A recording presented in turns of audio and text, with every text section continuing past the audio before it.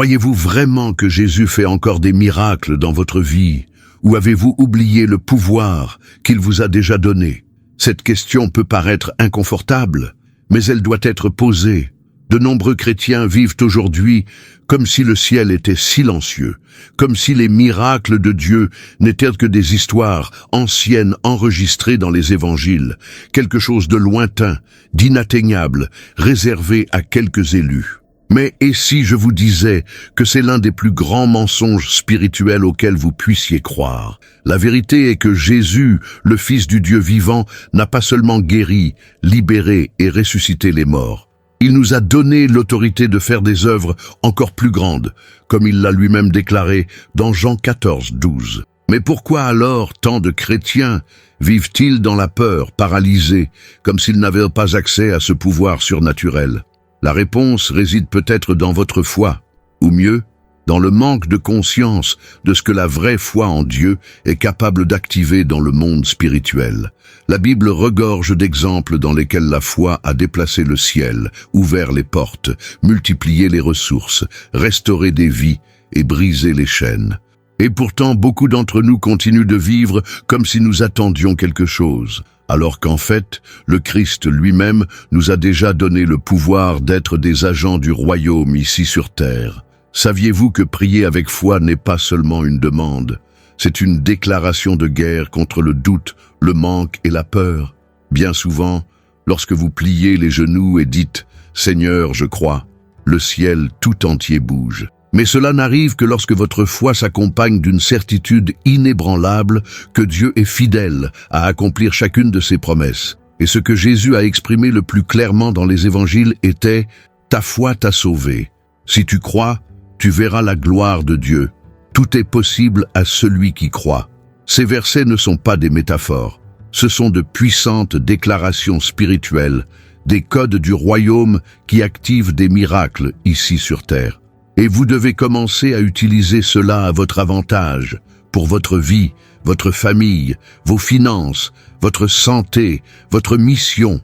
Peut-être que vous attendez un signe, mais Jésus vous a déjà donné la clé. Il a déjà libéré sur vous l'onction, le Saint-Esprit, le pouvoir de déclarer, de guérir, de transformer des situations impossibles par la prière. Alors pourquoi continuons-nous à vivre comme si nous étions des victimes? La vérité est que l'ennemi connaît le pouvoir que vous détenez, et il fera tout ce qui est en son pouvoir pour que vous ne le sachiez jamais. Il essaiera de vous garder distrait, fatigué, incrédule, religieux, mais sans foi vivante. Parce qu'une foi vivante, active et audacieuse est tout ce qu'il craint le plus. Aujourd'hui plus que jamais, le monde a besoin de chrétiens éveillés, des hommes et des femmes qui comprennent ce que Jésus a déjà fait et ce qu'il attend de nous maintenant. Le moment est venu de sortir du mode spectateur et de prendre votre place d'ambassadeur du royaume de Dieu. Vous avez été appelés à manifester la gloire de Dieu ici sur terre, pas par mérite, mais par grâce, pas par la force, mais par l'esprit, et pas pour vous, mais pour Christ en vous. La question est, êtes-vous prêt à accéder à ce pouvoir, ou allez-vous continuer à ignorer ce qui est déjà disponible? Et si vous êtes arrivé jusqu'ici, c'est parce que d'une manière ou d'une autre, le Saint-Esprit vous réveille. Cela vous rappelle qu'il y a un but dans votre vie. Vous ne regardez pas cette vidéo par hasard. Et c'est pourquoi je souhaite maintenant vous inviter à franchir une étape simple, mais extrêmement puissante. Écrivez votre demande de prière dans les commentaires. Peu importe ce que c'est. Cela peut être quelque chose de personnel, financier, familial, spirituel, tout ce qui vous tient au cœur, partagez-le là-bas, parce que nous prierons pour vous. Crions ensemble. Levons une armée de foi ici dans les commentaires. Et je crois de tout mon cœur que des miracles commenceront à se produire dans votre vie à partir de cette attitude. La prière, mon frère, ma sœur, n'est pas qu'une routine chrétienne. C'est le pont qui relie votre foi à l'action de Dieu. C'est par la prière que nous accédons aux ressources du ciel. C'est par la prière que l'impossible s'incline devant le nom de Jésus. Jésus lui-même nous a enseigné que nous devons prier sans cesse. Il priait tôt le matin, avant de prendre des décisions importantes et nous montrait par l'exemple que la prière est le carburant de la vie spirituelle. Sans prière, il n'y a pas de pouvoir. Sans prière, il n'y a pas de discernement. Sans prière, il n'y a pas de victoire. Alors, avant de continuer ce contenu, arrêtez-vous maintenant quelques secondes et écrivez votre demande de prière ici, dans les commentaires. Faisons de cet espace un environnement de guérison, de restauration et de miracles. Je vais les lire un par un. Et si vous aussi regardez et souhaitez prier pour quelqu'un, répondez aux commentaires avec des paroles de foi. Puisse ce canal devenir une communauté vivante d'intercesseurs. Et si ce message vous a déjà touché le cœur, laisse ton like. Cela aide YouTube à diffuser cette vidéo à davantage de personnes qui ont également besoin de ce mot. C'est clair. Abonnez-vous à la chaîne et activez la cloche, car ici vous recevrez un contenu qui nourrit votre foi, transforme votre mentalité et vous rapproche du plan de Dieu pour votre vie. Maintenant que vous savez à quel point la prière peut déplacer le ciel, je veux vous montrer comment Jésus nous a donné le pouvoir d'accomplir des miracles et comment vous pouvez commencer à le vivre aujourd'hui. Avez-vous déjà pris le temps de réfléchir au poids des paroles de Jésus dans Jean 14, 12 ? En vérité, je vous le dis, celui qui croit en moi fera aussi les œuvres que je fais, et il fera de plus grandes œuvres parce que je m'en vais au Père. Lisez ceci lentement, soigneusement. Ce n'est pas n'importe quel verset, c'est une clé, une déclaration, une promesse faite par le Fils de Dieu lui-même, et que, étonnamment, la plupart des chrétiens ignorent simplement ou traitent comme une belle métaphore. Cette promesse a un pouvoir si grand que, si elle est comprise et activée, elle est capable de changer complètement la façon dont vous vivez votre foi. Jésus n'a pas dit ça, quelqu'un ferait de plus grands travaux. Il a dit « celui qui croit ». Cela vous inclut. Cela inclut toute personne qui a foi en lui. Maintenant, dites-moi, pourquoi alors vivons-nous comme si cette promesse comportait une clause invisible disant « sauf vous ». C'est le piège subtil de la religiosité moderne. On nous apprend à admirer Jésus, mais pas à l'imiter. Le voir comme un exemple inaccessible, mais pas comme un maître qui nous forme à continuer ses œuvres. Nous croyons au salut qu'il nous offre, mais nous hésitons devant l'autorité qu'il nous a déléguée. Nous sommes prompts à répéter que Jésus fait des miracles, mais lents à supposer qu'il veut faire des miracles à travers nous. Et voici le point central de ce premier chapitre. La vraie foi en Jésus n'est pas passive, elle est active. Cela ne se limite pas à croire qu'il peut, mais avance en croyant qu'il le veut et qu'il nous a choisis comme instrument pour cela. Imaginez maintenant le scénario. Jésus se tient devant ses disciples. Il avait déjà guéri les lépreux, ressuscité les morts, multiplié les pains, chassé les démons. Tout le monde savait qu'ils étaient confrontés à quelque chose de surnaturel. Pourtant, il regarde ces hommes simples, pêcheurs, collecteurs d'impôts, gens ordinaires, et dit « Vous ferez ce que je fais, et même plus ». Quel genre de foi est-ce qui nous a été promis? Une foi qui déplace les montagnes, qui calme les tempêtes, qui transforme les atmosphères. Une foi qui guérit, qui libère, qui restaure les familles, qui fait toucher la terre au ciel. Et le plus marquant, cette promesse n'a pas de date d'expiration. Cela n'a pas pris fin avec les apôtres. Cela n'a pas expiré avec le Nouveau Testament. C'est vivant, c'est disponible. Il attend d'être activé par vous. Le problème est que beaucoup vivent avec une foi handicapée, une foi conditionnée par les circonstances, parce que les yeux voient, parce que le monde approuve. Une foi cachée derrière des prières timides, des offices routiniers, une spiritualité qui ne dérange pas l'enfer. Mais Jésus n'a appelé personne à vivre dans un état neutre. Il nous a donné un accès direct au Père et nous a autorisés à agir en son nom. Et ce nom, Jésus, n'est pas seulement un joli nom pour terminer les prières, c'est un nom chargé de pouvoir. Philippiens 2, de 9-11, nous rappelle que Dieu l'a hautement exalté et lui a donné le nom qui est au-dessus de tout nom. Lorsque vous déclarez ce nom avec foi, vous ne faites pas qu'un acte symbolique. Cela libère l'autorité dans le monde spirituel. Il s'agit de dimensions touchantes que la logique humaine ne comprend pas. Alors dis-moi, as-tu vécu comme quelqu'un qui croit en cette promesse?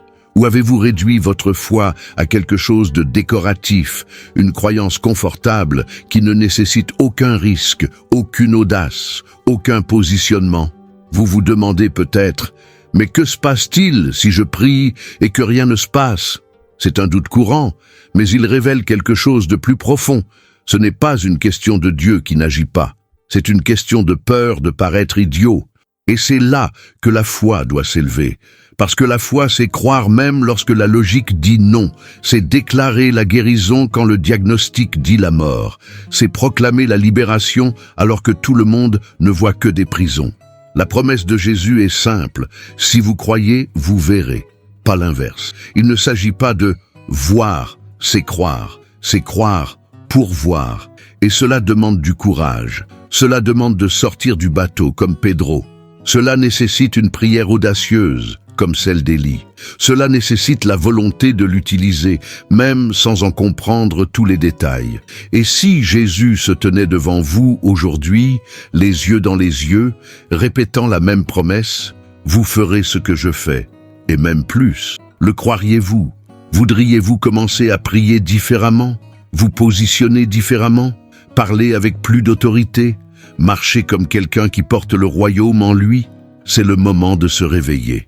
Pour vous rappeler que vous avez été appelé pour plus, que la foi que vous avez reçue ne doit pas être conservée dans un tiroir spirituel, mais activée avec audace. Pourquoi?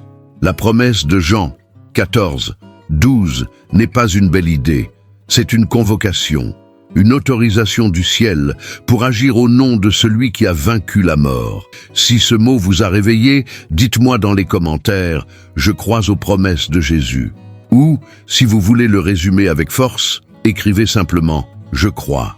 Partagez avec moi ce qui vous a le plus touché ici.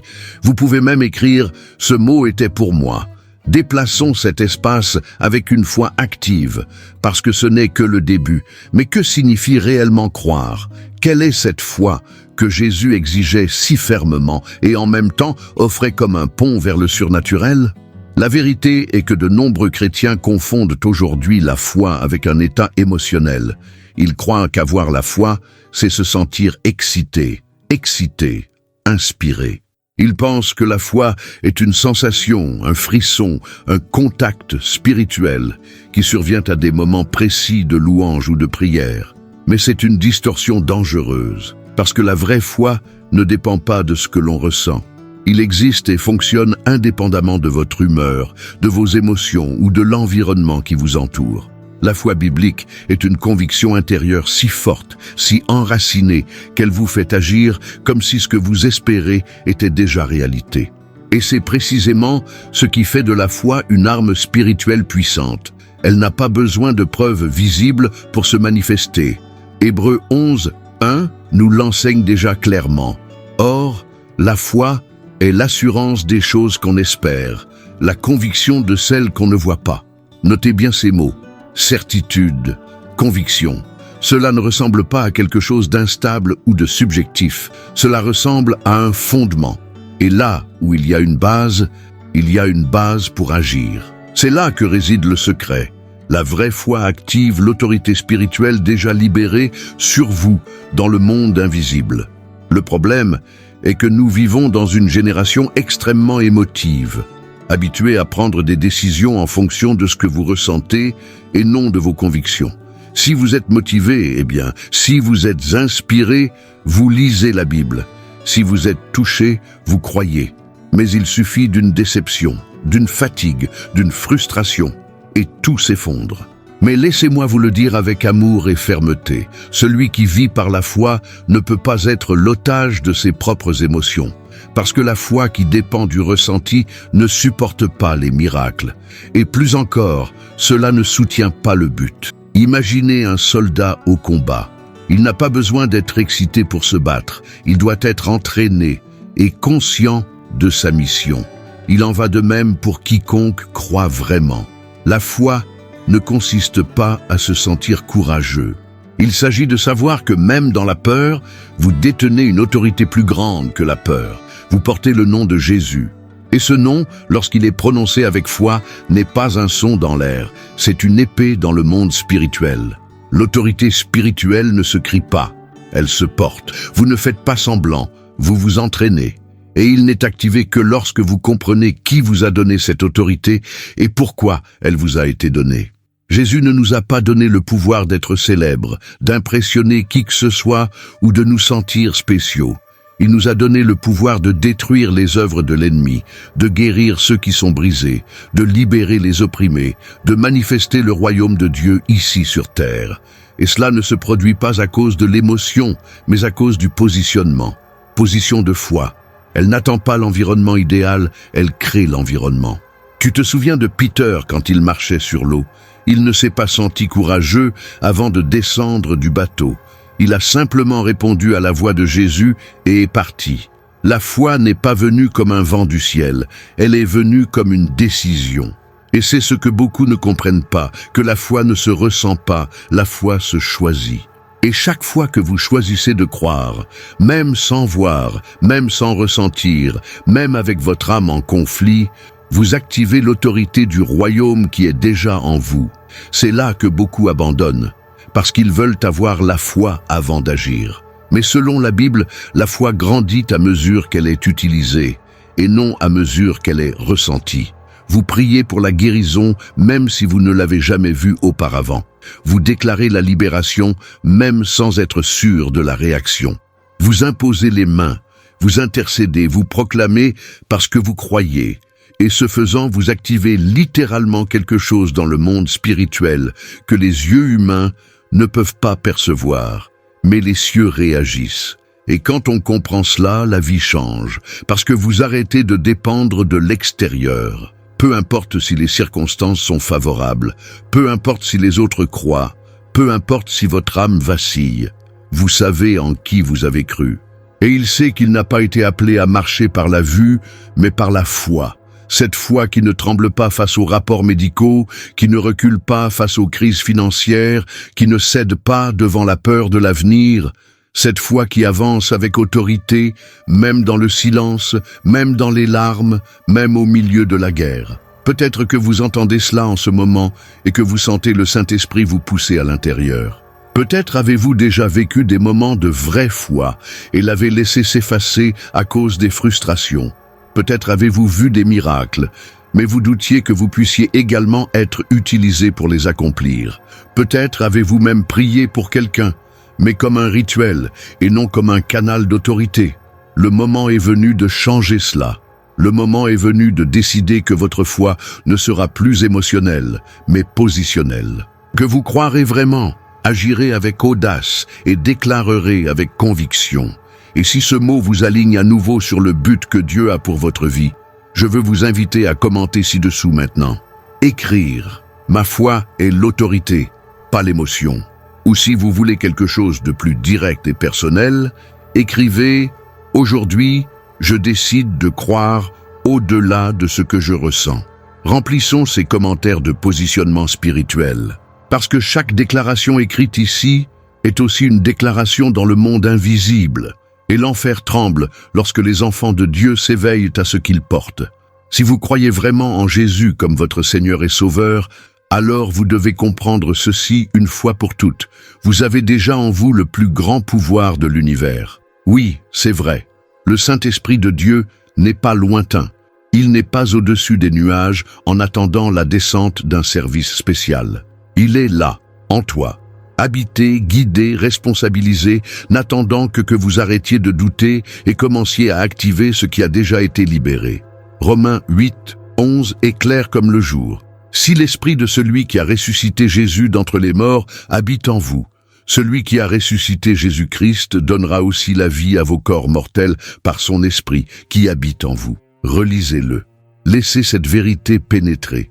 Le même esprit qui a accompli le miracle de la résurrection est là, en toi.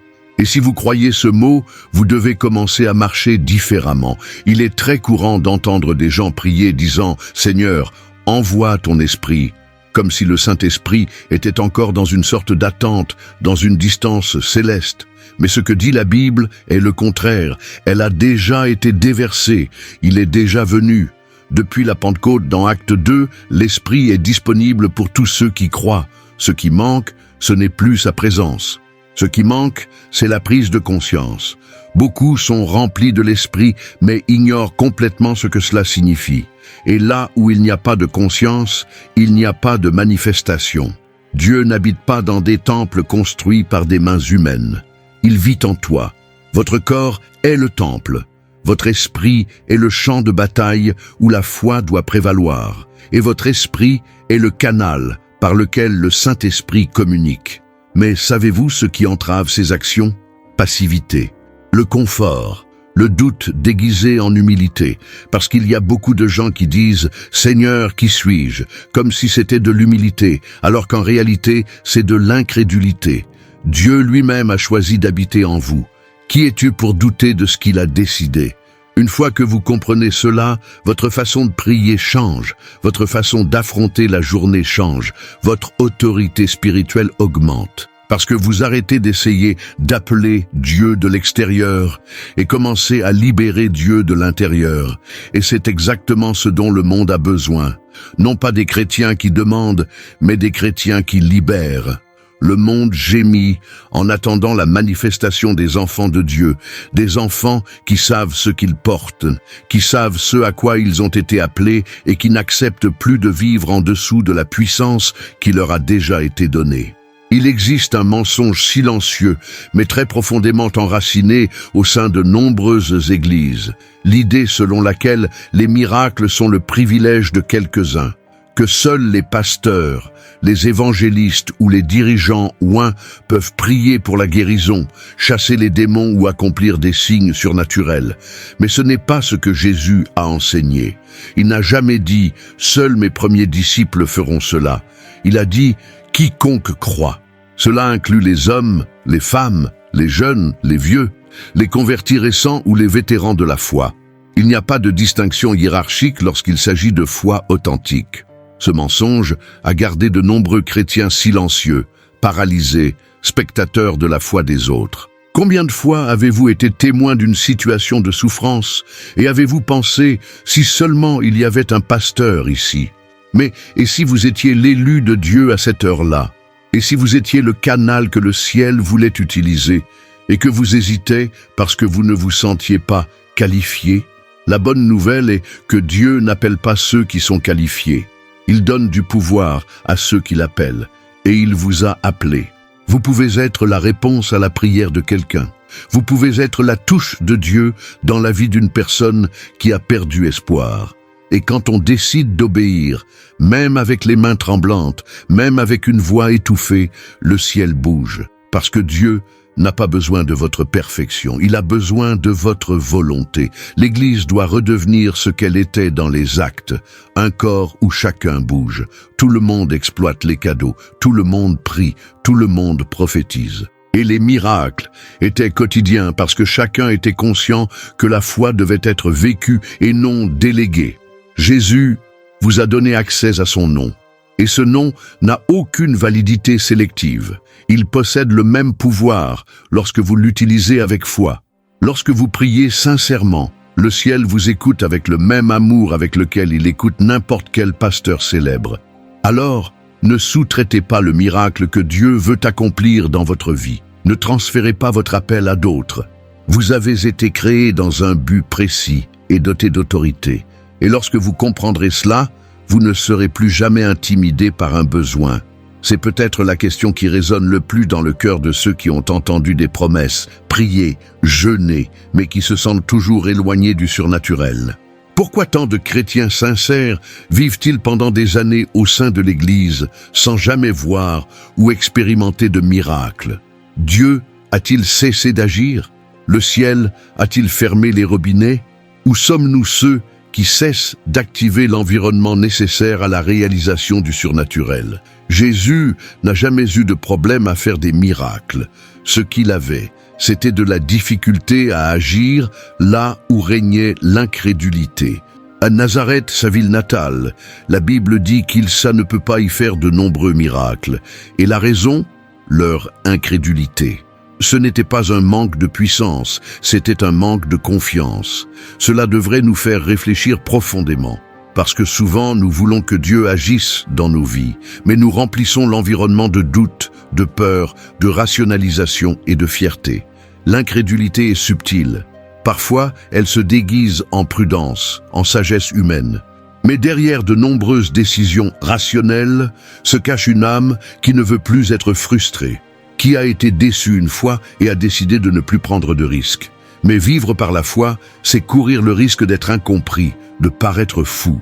C'est prier même quand on ne le voit pas. C'est déclarer un remède même avec des symptômes criants. C'est continuer à croire quand tout semble silencieux. Une autre raison pour laquelle beaucoup ne font pas de miracles est la passivité. Dieu agit en partenariat. Il aurait pu le faire tout seul, mais il a choisi de nous inclure. Cela signifie qu'il attend notre part. Priez, déclarez, agissez, croyez, positionnez-vous. Combien de bénédictions sont retenues en attendant votre action?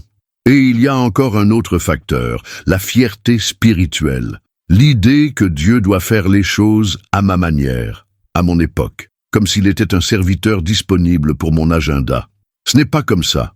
Les miracles se produisent lorsque nous nous abandonnons complètement, lorsque nous disons « Seigneur, que ta volonté soit faite, mais utilise-moi comme un instrument ».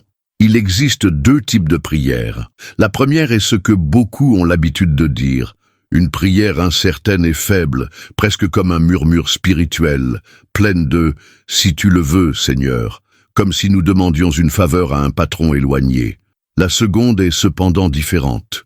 C'est une prière audacieuse, pleine de foi, une prière qui émeut le ciel et fait trembler l'enfer. Une prière basée non sur le mérite de celui qui prie, mais sur l'autorité de celui qui est invoqué. Jésus-Christ, Jacques 5, 16, dit que la prière d'un juste est d'une grande efficacité.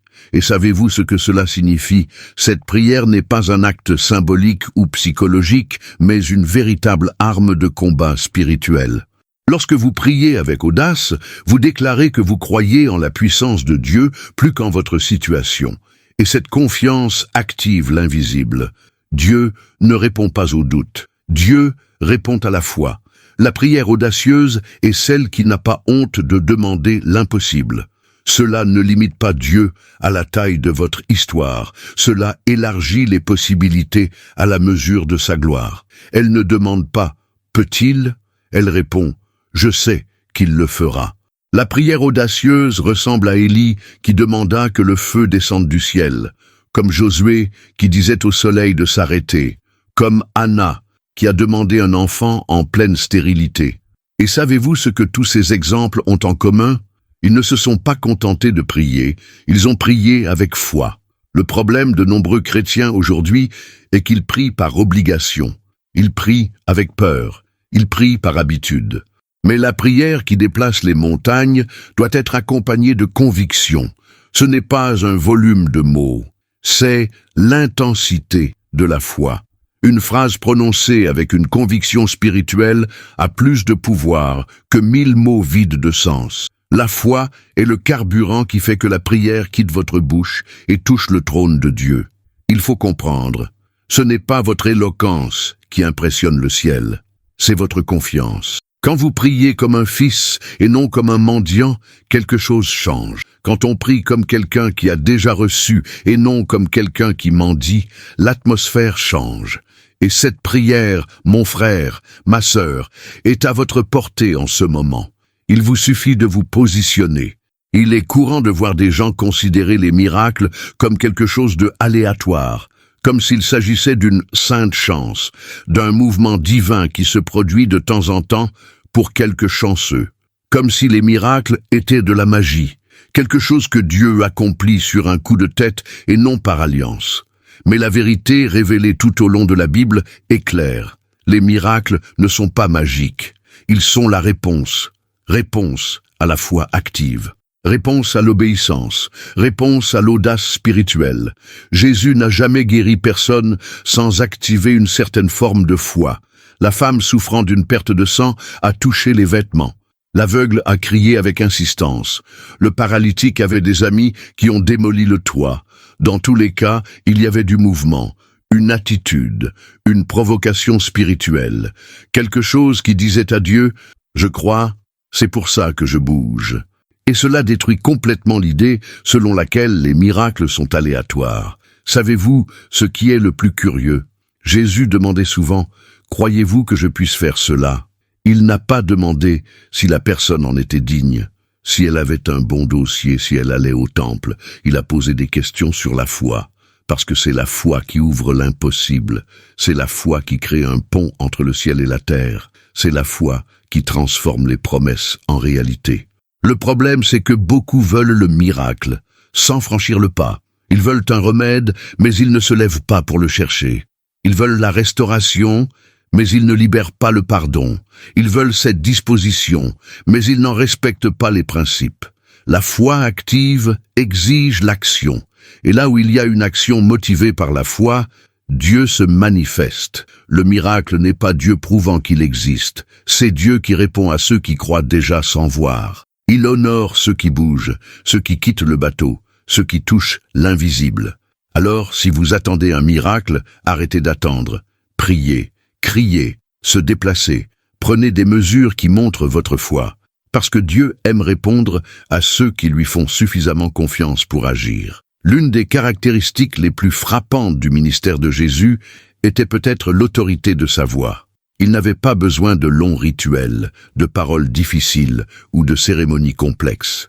Un mot suffisait, un « lève-toi », un « va en paix », un « soyez propre », et des miracles se sont produits. Les maladies ont disparu, les démons reculaient, les morts revenaient à la vie, parce que ces paroles n'étaient pas seulement saines, elles étaient esprit et vie.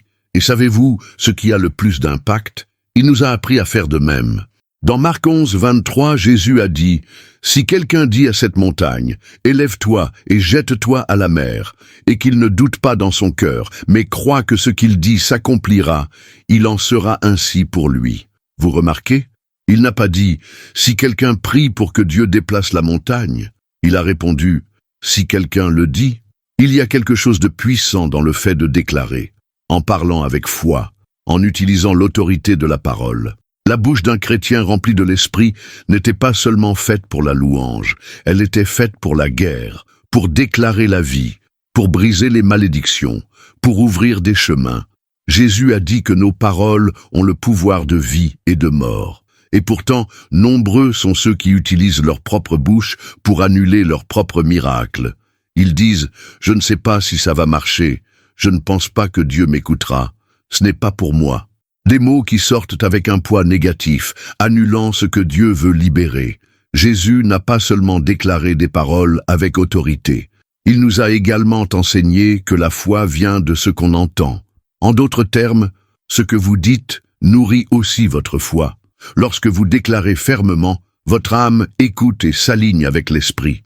C'est pourquoi déclarer des versets, dire des prières à voix haute, prophétiser sur votre maison, votre santé, vos finances, tout cela est vital. Ce n'est pas un rituel, c'est un alignement spirituel.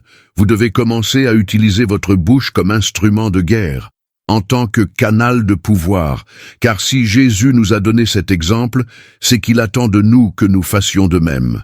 Il n'a pas guéri pour impressionner, il a guéri pour enseigner. Et maintenant, l'enseignement a été dispensé, l'autorité a été donnée, la parole est en vous. Si cela vous a activé, écrivez « Mes paroles ont du pouvoir » ou déclarez hardiment « Je libère la vie avec ma bouche ». Cela générera une vague de confiance dans les commentaires et les paroles seront également écrites avec conviction. L'un des aspects les plus négligés et dangereusement ignorés de la vie chrétienne est la compréhension du combat spirituel. Oui, il existe autour de nous un monde invisible où des batailles se déroulent quotidiennement. Et ce n'est pas seulement un concept symbolique, c'est réel, et plus que réel, il est actif. La Bible nous avertit dans Éphésiens 6 que notre lutte n'est pas contre la chair et le sang, mais contre les principautés et puissances spirituelles. Ce que beaucoup ne réalisent pas, c'est que cette bataille n'exige pas seulement de la résistance, elle exige une confrontation, et confrontation avec l'autorité. Lorsque Jésus parcourait les villes, il ne se contentait pas de prêcher ou de guérir, il a réprimandé le mal, chassé les démons. Il a brisé les chaînes spirituelles par l'autorité de sa voix. Et lorsqu'il a donné à ses disciples la mission de continuer son ministère, il n'a pas dit « Allez raconter de jolies histoires sur moi ». Il dit « Allez, guérissez les malades, chassez les démons, libérez les captifs ». Et cette autorité reste valable aujourd'hui. Elle a été remise à moi et à toi. Mais la question est, l'utilisons-nous? De nombreuses personnes sont confrontées à des cycles d'oppression, de maladies récurrentes, de crises financières, de confusion mentale, de division familiale, et pensent que tout cela n'est qu'une conséquence naturelle de la vie. Mais la vérité est que la plupart de ces situations sont des interférences spirituelles. L'ennemi attaque pour déstabiliser, rendre malade, retarder et affaiblir. Et jusqu'à ce que les chrétiens comprennent qu'ils doivent s'opposer avec autorité et réprimander ces actions, ils continueront d'être une cible facile. L'autorité spirituelle ne consiste pas à crier à haute voix. C'est être conscient de qui est derrière vous. Lorsque Jésus a affronté le diable dans le désert, il n'a pas fait d'histoire. Il a déclaré la parole. Lorsqu'il chassait les mauvais esprits, un ordre suffisait. Partir, fermez-la, s'en aller, simple, direct, puissant. Pourquoi ? Parce qu'il savait que celui qui porte la lumière n'a pas besoin de craindre les ténèbres. La lumière occupe et domine simplement. Si le mal agit dans certains domaines de votre vie, de votre foyer, de votre famille, vous devez vous dresser avec autorité. Il faut déclarer à haute voix, ici, pas plus. Vous devez oindre votre maison, expulser l'oppression, rompre les alliances concluses avec des paroles, annuler les phrases spirituelles. Ce n'est pas du fanatisme, c'est du positionnement. Si vous croyez en la puissance de Dieu, vous devez agir comme quelqu'un qui ne tolère plus les actions de l'ennemi dans ce qui vous appartient. S'il y a quelque chose qui paralyse de nombreux chrétiens au moment précis où Dieu veut les utiliser, c'est bien la peur. Et cette peur prend plusieurs formes. Peur de prier et rien ne se passe. Peur de ce que les autres vont penser. Peur d'avoir l'air étrange. Peur de faire des erreurs. Peur de décevoir celui qui attend quelque chose. Et cette peur est réelle, elle est humaine, mais il faut la surmonter. Jésus n'a jamais dit que le chemin serait confortable. Il a dit, dans le monde, vous aurez des tribulations. Mais il a aussi dit, prenez courage.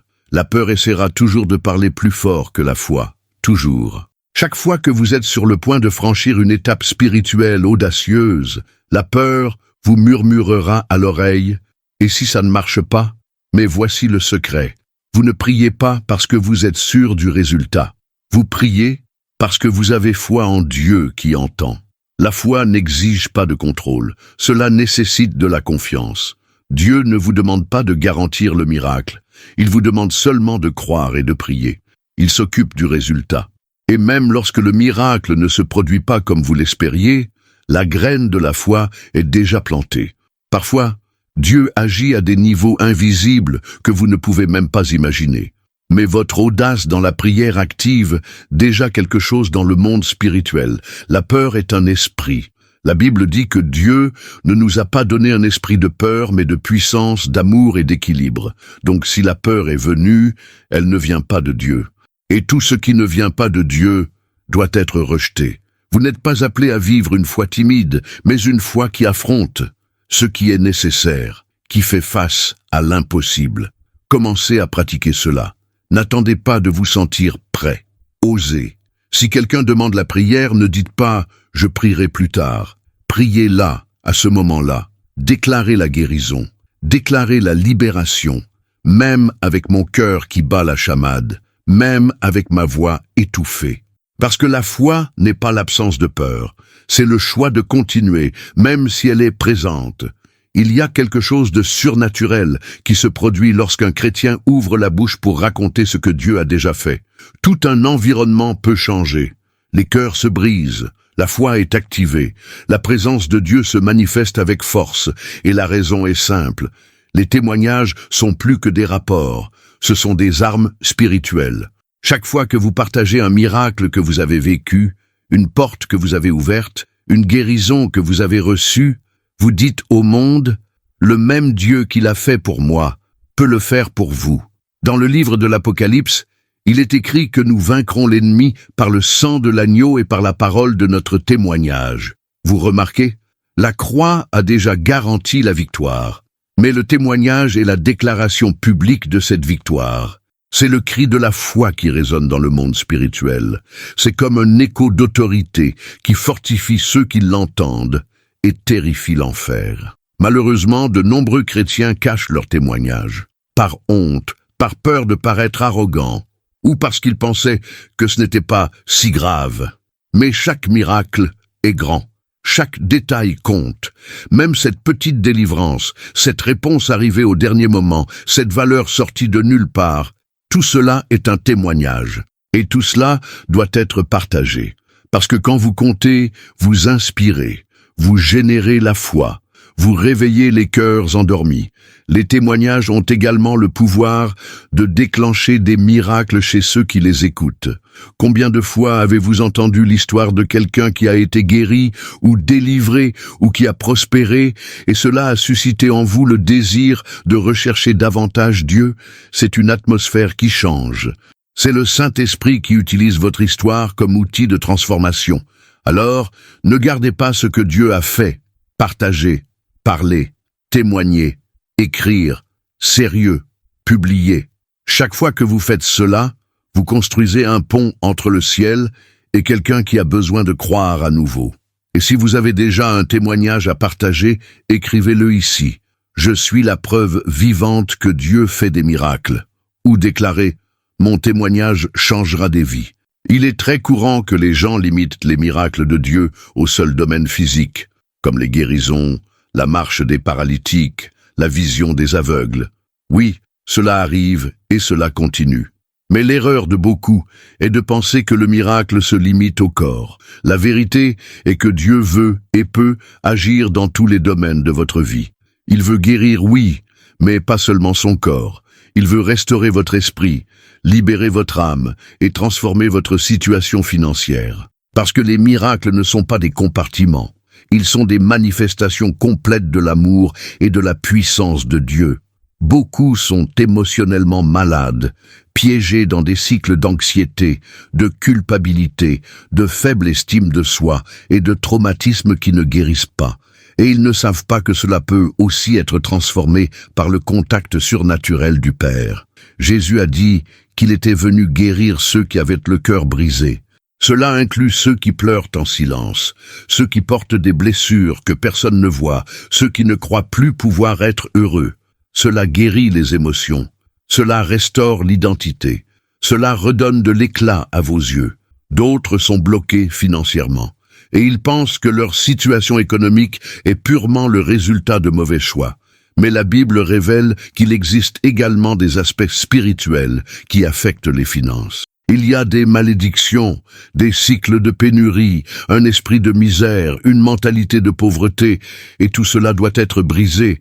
Et le plus incroyable, Dieu veut agir dans ce domaine aussi. Non pas parce qu'il veut faire de vous millionnaire, mais parce qu'il veut voir vos enfants libres, organisés, prospères et capables de bénir les autres. Le miracle financier se produit lorsque vous abandonnez le contrôle à Dieu et commencez à suivre les principes du royaume. Générosité, obéissance, fidélité, diligence, sagesse. Et en même temps, vous priez, déclarez, prophétisez. Car le même Dieu qui a multiplié l'huile de veuve, qui a fait tomber la manne du ciel, qui a commandé des poissons avec des pièces de monnaie dans la bouche, est le Dieu qui agit encore. Il n'a pas changé. C'est nous qui nous sommes logés. Les miracles ne sont pas aléatoires, ce sont des réponses. Lorsque vous lui mettez vos émotions, vos dettes, vos peurs, votre douleur, et que vous lui faites vraiment confiance, il agit. Et quand il agit, il ne laisse rien à moitié fait. Si aujourd'hui vous comprenez que le miracle de Dieu est complet et disponible dans tous les domaines de votre vie, écrivez ici dans les commentaires « Je crois au miracle complet » ou déclarez avec foi « Dieu agit dans tous les domaines de ma vie ». L'une des plus grandes leçons que nous apprenons de Jésus et que beaucoup négligent est qu'il n'a jamais été une simple prière et il ne s'agissait jamais non plus d'une simple action. Il était les deux. Jésus priait intensément, cherchait le Père en secret, s'éloignait des foules pour vivre des moments de communion. Mais ensuite, il est revenu et a agi. Cela a guéri, prêché. Cela a libéré. Ça a joué. J'y ai fait face. Il était la prière et l'action en parfait équilibre. Et c'est là que beaucoup de chrétiens se perdent. Certains pensent qu'il leur suffit de prier et d'attendre que Dieu fasse tout. D'autres agissent avec la force des bras, sans aucune direction spirituelle. Le résultat? Frustration dans les deux cas. La prière sans action génère une foi morte. L'action sans prière génère un activisme vide de sens. Le miracle se produit lorsque nous prions et bougeons. Jésus a dit « Va, ta foi t'a guéri ». Il a dit « Prends ton lit et marche ». Il a dit « Va et ne pêche plus ». En d'autres termes, il a toujours délivré la part divine, mais il a aussi libéré une responsabilité humaine. Il veut que vous priez, oui, mais après cela, il veut que vous vous leviez, marchiez, déclariez, organisez, changez, recommencez, pardonnez, semez, avancez. Il ne sert à rien de pleurer pour le rétablissement de la famille et de continuer à nourrir des chagrins. Il ne sert à rien de prier pour les finances, mais de dépenser sans sagesse. Il ne sert à rien de demander la guérison et de poursuivre des habitudes autodestructrices. Dieu agit lorsque vous coopérez. Il vous donne l'onction, mais l'attitude vous appartient. Il déverse le pouvoir, mais l'application vous appartient. Le miracle, ce n'est pas Dieu qui fait tout pour vous. C'est Dieu qui fait l'impossible et vous qui faites le possible. C'est un partenariat. C'est une alliance. Jésus a toujours fait ce qu'aucun homme ne pouvait faire, mais il s'attendait à ce que l'homme fasse ce qui était en son pouvoir. Et cette vérité doit être sauvée. Priez, criez, déclarez. Mais alors, agissez. Montrez au ciel que vous êtes disponible. Si ce mot vous parle, écrivez « Je prie et j'agis » ou déclarez dans les commentaires « Je suis une réponse à la prière avec une attitude ». N'oubliez jamais ceci. Chaque miracle a un but. Et le but n'est pas d'exalter la chaîne, mais l'auteur. Toute manifestation du surnaturel doit pointer directement vers Dieu. Quand quelqu'un est guéri, restauré, libéré, la gloire n'appartient pas à ceux qui ont prié, ni à ceux qui ont reçu. Cela vient de Dieu. Toujours, toute tentative de voler cette gloire, d'attirer l'attention sur soi est dangereuse, et cela peut compromettre la pureté du mouvement spirituel. Jésus a toujours dit clairement « Je fais ce que je vois faire au Père ». Il guérissait, et ensuite il disait « Va glorifier Dieu ». Il n'a jamais recherché les applaudissements, la gloire, la reconnaissance, et il avait toutes les raisons de le faire. Il était le Fils de Dieu lui-même. Mais il a choisi d'être humble, discret, en désignant toujours le Père.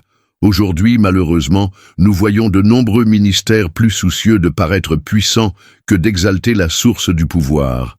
Ils veulent des followers, des vidéos virales, des invitations. Mais ils oublient qu'un miracle n'est pas un divertissement. C'est un acte sacré. C'est Dieu qui touche quelqu'un, souvent au moment le plus désespéré de sa vie. Cela nécessite du respect, responsabilité, sainteté. Lorsque vous priez pour quelqu'un et voyez un miracle se produire, votre première impulsion devrait être « Gloire à Dieu ». Lorsque vous recevez un témoignage de transformation, votre réponse devrait être « Le Seigneur l'a fait ». Parce que tout lui appartient, par lui et pour lui. Le canal peut même être vous, mais la source sera toujours le trône. Et c'est ce qui maintient le cœur aligné. Plus Dieu vous utilise, plus vous avez besoin de vous abaisser. Parce que quiconque comprend le royaume le sait. Plus l'onction est grande, plus le niveau de délivrance est élevé. Alors, si vous voulez être un canal de miracles, préparez votre cœur à toujours glorifier Dieu, parce qu'il ne partage sa gloire avec personne. Et quand il trouve un vase disposé, humble et fidèle, il déverse sa puissance sans mesure. Si cela vous a parlé, commentez « Toute gloire appartient à Dieu » ou écrivez avec conviction « Je ne suis qu'un canal ». Le pouvoir vient de lui. Et maintenant que vous êtes arrivé jusqu'ici, peut-être que quelque chose en vous est déjà différent. Une flamme s'est allumée, une conscience s'est activée. Vous avez commencé cette vidéo en pensant qu'il s'agissait simplement d'un autre élément de contenu, mais maintenant vous comprenez, vous avez été appelé, choisi, qualifié. Le ciel attend votre décision, parce que ce que Dieu veut faire sur terre, il a choisi de le faire à travers des personnes comme vous. Vous n'êtes pas un spectateur du royaume, vous en faites partie, et plus encore, vous êtes un agent actif, un ambassadeur du ciel. Le Saint-Esprit habite en vous non seulement pour vous réconforter, mais aussi pour vous utiliser. Jésus vous a donné l'autorité de continuer ce qu'il a commencé. Et maintenant, c'est à vous de décider si vous allez vivre comme quelqu'un qui porte cet appel, ou si vous allez continuer comme si vous ne saviez pas ce que vous avez entre les mains. Le monde n'a pas besoin de chrétiens parfaits. Elle a besoin de chrétiens éveillés, pleins de foi, du feu, de courage. Le monde a besoin de voir Jésus en vous. Et cela arrive lorsque vous priez pour quelqu'un, lorsque vous bénissez une personne malade, lorsque vous prophétisez sur quelqu'un qui a perdu l'espoir, lorsque vous libérez le pardon, lorsque vous agissez avec générosité, lorsque vous ouvrez la bouche et déclarez « Le royaume de Dieu est arrivé ici ». Vous avez été appelé à être un canal du surnaturel. Vous n'avez pas besoin d'être célèbre, théologien ou pasteur. Vous devez être disponible, loyal, amoureux de Jésus. Quelqu'un qui dit « Me voici ». Et c'est ce que le Saint-Esprit attend en ce moment. Une reddition, un pas, une décision. Si cela vous semble logique, si vous sentez qu'il est temps d'assumer cette vocation avec courage, commentez ici maintenant. Je suis un canal du surnaturel. Ou écrivez avec autorité. Dieu peut m'utiliser et il le fera.